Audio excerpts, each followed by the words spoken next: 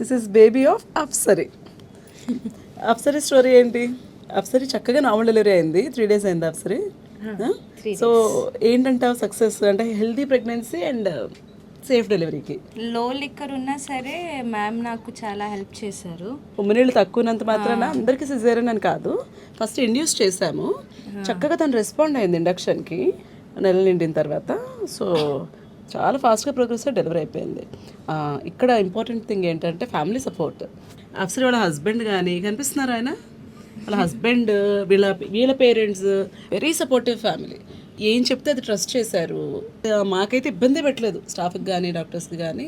And ఆ అమ్మాయికి కూడా పెయిన్స్ అంటే సపోర్ట్ చేశారు. చాలామంది ఏం చేస్తారంటే ఇలా పెయిన్స్ స్టార్ట్ అవగానే అమ్మో అమ్మో అని వాళ్ళే ముందు అనేస్తారు పేరెంట్స్. అలాంటి ఇంకేం మీ పెయిన్స్ ఇస్తారు pregnant ladies?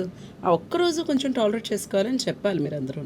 Thank you so much ma'am for normal delivery. For safe delivery. నేను ఎప్పుడైతే నార్మల్ సిజేరియన్ కాదు, మదర్ అండ్ బేబీ ఇద్దరు సేఫ్గా ఉండాలి. దానికి ఏది బెటర్ అయితే అదే చేయాలి మనం. Thank you so much. ఎలా ఉంది? పెయిన్ బాగా అనిపించింది ఆ రోజు? చాలా అనిపించింది, బట్ లాస్ట్లో I gave up. But staff అందరూ ఫ్యామిలీ అందరు సపోర్ట్ చేస్తే it was very nice. After the delivery, after seeing the baby, I forgot everything. నువ్వేనా బేబీ డెలివరీ అయిపోయిందా నిజంగా బయటకు వచ్చేసిందా అని అడిగాను. బేబీ బయటకు వచ్చేసి ఏడుస్తూ ఉన్నా కూడా ఏంటి నిజంగా అయిపోయిందా డెలివరీ అని అడుగుతుంది. ఇది మంచి డెలివరీ వ్లాగ్ అయినట్టుంది, చూద్దాం, పోస్ట్ చేస్తారు. బాయ్. Thank you, bye.